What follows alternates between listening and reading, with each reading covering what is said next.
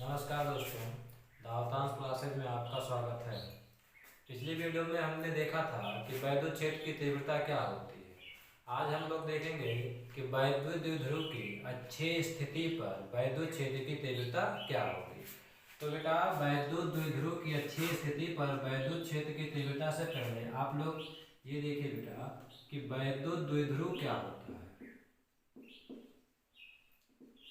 वैद्युत द्विध्रुव क्या होता है? वो मान लीजिए कोई निकाय ए बी है जो 2l दूरी पर स्थित है। अब ये निकाय दो बराबर यानी -q और +q आवेश से मिलकर के बना है। कोई निकाय ए बी जो -q व +q आवेश से मिलकर बना है। तो वैद्युत द्विध्रुव क्या होगा बाबू? वैद्युत द्विध्रुव दो बराबर एवं विपरीत प्रकार के आवेश यदि अल्प दूरी पर स्थित हो तो यह निकाय क्या कहलाता है? वैद्युत द्विध्रुव।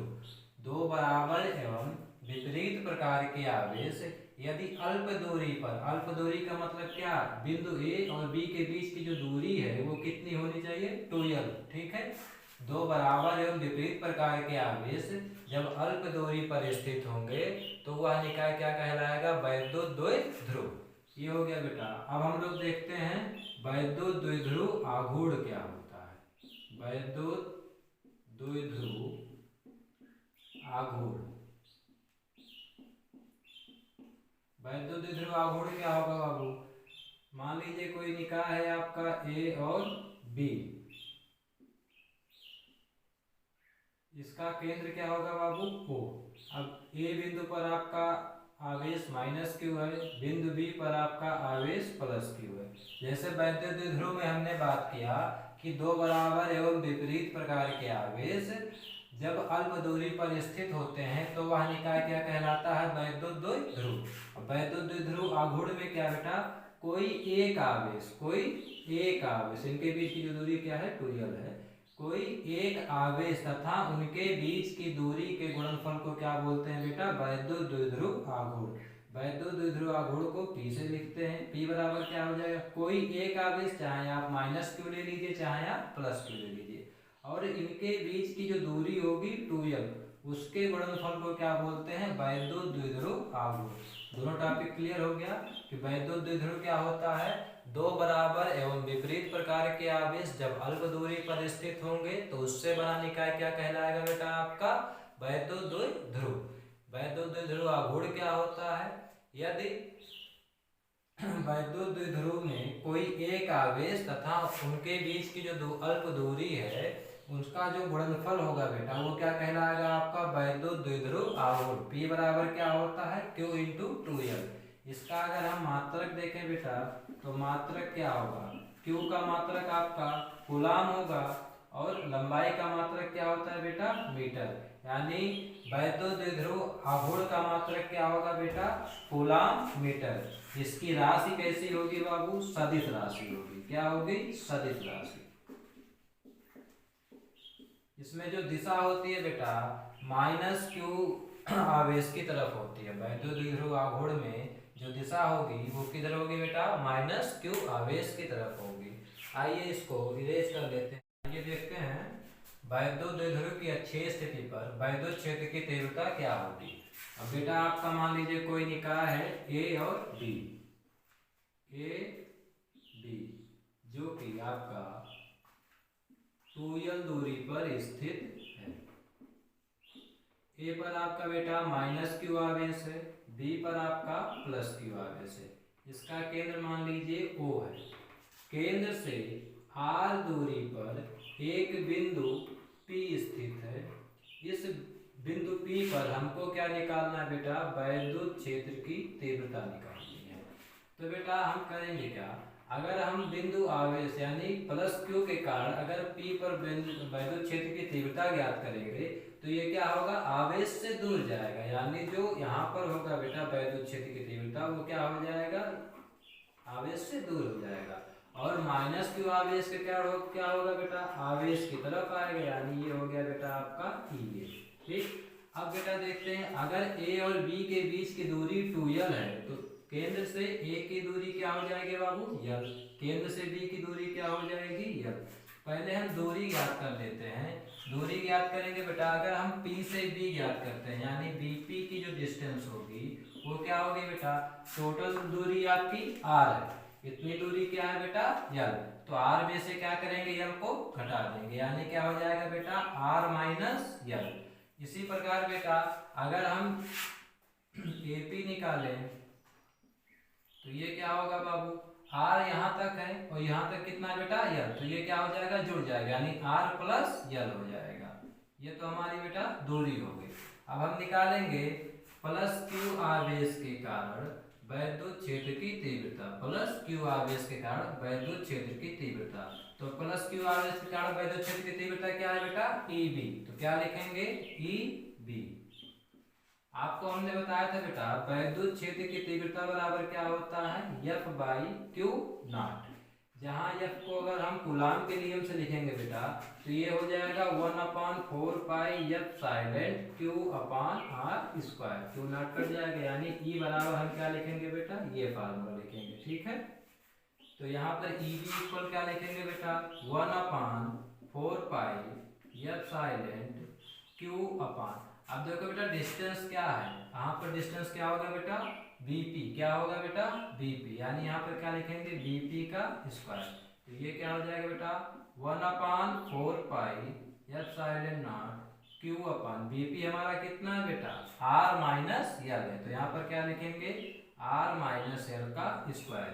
इसी प्रकार बेटा माइनस Q आवेश के कारण बिंदु P पर वैद्युत क्षेत्र की तीव्रता EA क्या हो जाएगा बेटा EA, ये क्या होगा 1/4 पाई F silent not Q upon R plus L, क्या है बेटा R प्लस L, तो यहाँ पर क्या लिखेंगे बेटा R प्लस L का स्क्वायर।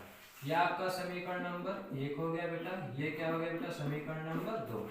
अब देखो बेटा यहाँ पर EA और EB व EA दिशा में क्या है बेटा विपरीत है, दिशा में क्या है बाबू विपरीत है।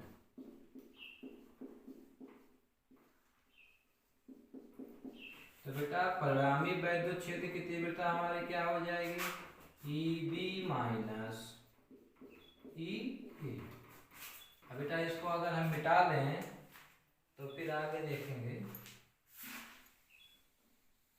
बेटा E बराबर हमारा क्या आएगा 1/4 पाई F साइलेंट नॉट Q अपान, अब देखो बेटा EB माइनस EA होगा तो यहाँ पर क्या लिखेंगे R माइनस L का स्क्वायर, माइनस करेंगे।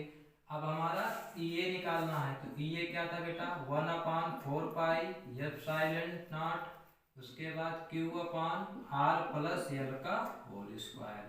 अब बेटा देखो यहाँ पर भी 1/4 पाई F साइलेंट है, यहाँ पर भी 1/4 पाई F साइलेंट है, तो ये क्या हो जाएगा बेटा कॉमन ले लेंगे, तो कॉमन लेंगे तो Q, अगली लाइन में हम देखते हैं आपका क्या हो जाएगा बाबू Q/4 pi F silent not, और कोष्ठक में देखिए बेटा इसको हम हटाएंगे यहाँ पर कोष्ठक में, तो कोष्ठक से पहले क्या हमारा माइनस, तो अंदर की साइन क्या हो जाएगी बदल जाएगी यानी R square plus L square plus 2RL minus R square minus L square, और बेटा ये माइनस है तो क्या हो जाएगा प्लस 2RL हो जाएगा, ठीक है। अब हम नीचे देखते हैं बेटा अगर इसको हम x मान लें और इसको क्या माने y, तो ये x इंटू वाई का क्या कर सकते हैं होल स्क्वायर कर सकते हैं, यानी बेटा अपान में हम क्या लिख सकते हैं बेटा R minus L R plus L, और इसका बेटा क्या कर सकते हैं होल स्क्वायर कर सकते हैं, ठीक। तो ये क्या हो जाएगा बाबू Q/4 pi F silent not, और ब्रैकेट में देखिए बेटा यहाँ R स्क्वायर प्लस में है, यहाँ R स्क्वायर माइनस में है, कैंसिल हो जाएगा। ये L स्क्वायर किस में बेटा प्लस में है, यहाँ पर किस में है माइनस में, कैंसिल हो जाएगा। और 2RL बेटा यहाँ प्लस में है और यहाँ पर भी क्या है प्लस में, तो ये आपस में जुड़ जाएंगे और आपका बनेगा बेटा 4RL, ठीक है अपान, क्योंकि बेटा इसका अगर हम अंदर मल्टीप्लाई करेंगे तो ये बनेगा बेटा R square minus L square का होल स्क्वायर, ठीक है।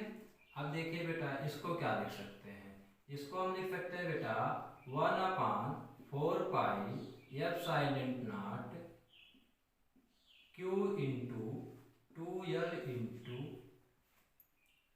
हम क्या कर सकते हैं, यहाँ पर लिखा बेटा Q अपॉन 4πF और ब्रैकेट में क्या लिखा बेटा 4RL।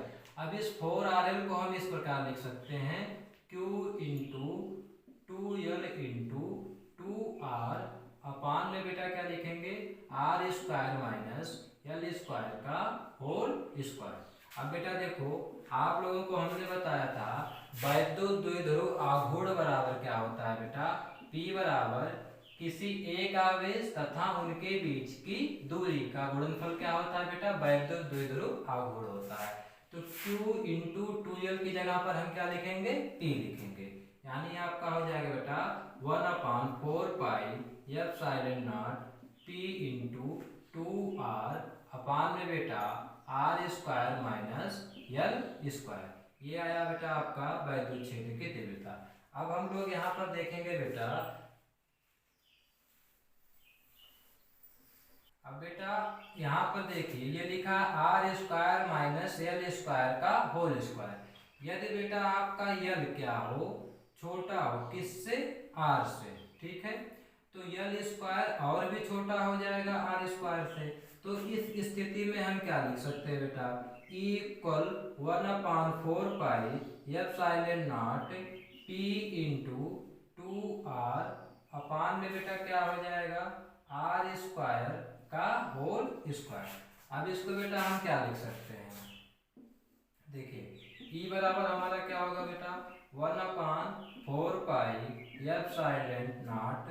P इंटू 2R अपान में बेटा R की घात कितनी हो जाएगी बेटा 4, यानी क्या होता है A पे स्क्वायर पर स्क्वायर क्या हो जाएगा बेटा, स्क्वायर स्क्वायर क्या हो जाएंगे मल्टीप्लाई, यानी 2 2 जा कितना हो जाएगा बेटा 4 हो जाएगा, ठीक। E इक्वल बेटा हम क्या लिखेंगे 1/4π 2P अपान ये R बेटा इससे कैंसिल हो जाएगा, तो यहाँ पर क्या आ जाएगा बेटा R3। ये है बाबू वैद्युत द्विध्रुव के अच्छे स्थिति पर वैद्युत क्षेत्र की तीव्रता। इसकी दिशा क्या होगी बेटा -Q आवेश की तरफ होगी।